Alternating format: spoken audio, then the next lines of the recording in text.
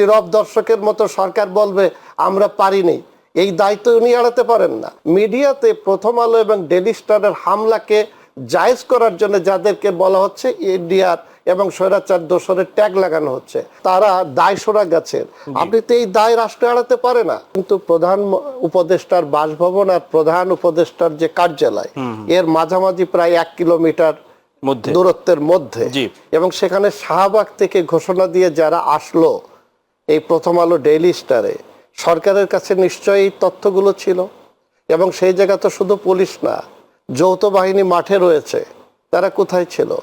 আপনি যদি দেখেন যে আপনার যদি কোনো পত্রিকার উপরে ব্যক্তিগত ক্ষোভ থাকে, তা নিরসন করার জন্য বা তার বিরুদ্ধে প্রতিকারের জন্য আইনি ব্যবস্থা আছে, কিন্তু একটা বিল্ডিংয়ের মধ্যে আমার দেশের সাংবাদিকেরা সেখানে নিরপেক্ষভাবে কাজ করছে। তারা তো একটা পত্রিকায় চাকরি করার আগে তারা জার্নালিজম নিয়ে উচ্চতর লেখাপড়া করেছে। এই ধরনের সাংবাদিকদের সেখানে পুড়িয়ে মারার যে ধরনের চক্রান্ত হয়েছিল, আপনি যদি খেয়াল করেন, আমরা গতকাল যে দেখেছি যে সেখানে সাংবাদিকরা ভিতরে, ফায়ার সার্ভিস আসছে, সেখানে তাদেরকে আগুন নিভাতে দিচ্ছে না, সাংবাদিকরা ছাদের উপরে চলে গিয়েছে।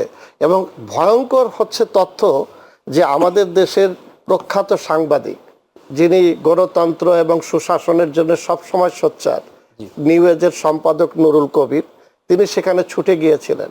তাকে যেভাবে লাঞ্ছিত করা হয়েছে, এটার যেমন নিন্দা জানাই। তিনি যে স্টেটমেন্ট দিয়েছেন একটি টেলিভিশনে, যে তিনি যখন জানলেন যে সেখানে আগুন দেওয়া হয়েছে এবং সাংবাদিকরা বাঁচার আকুতি করছে, তিনি প্রধান উপদেষ্টার সাথে কথা বলার চেষ্টা করেছেন। সরকারের যে সমস্ত উপদেষ্টা আছেন দায়িত্বশীল, তাদের সাথে আলোচনা করেছেন, তাদেরও বিহব্বল মনে হয়েছে, অর্থাৎ তারা দায় সরা গেছেন। আপনি তো এই দায় রাষ্ট্র এড়াতে পারে না। এই জায়গায় আপনাকে একটা জিনিস বলি, যে এই যে আক্রমণটা যারা করেছে, আজকে আমরা দেখলাম যে 15-16 জনকে গ্রেপ্তার করা হয়েছে।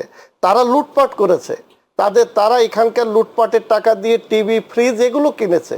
তো এটা কি জুলাই অভ্যুত্থান?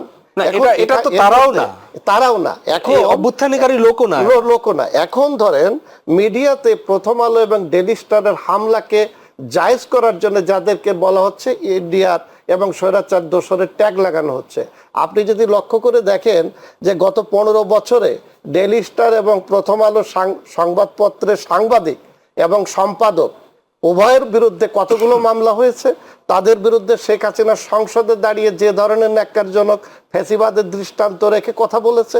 কিন্তু এই অভ্যুত্থান পরবর্তী রাষ্ট্রে আমরা তো এটা আশা করি না।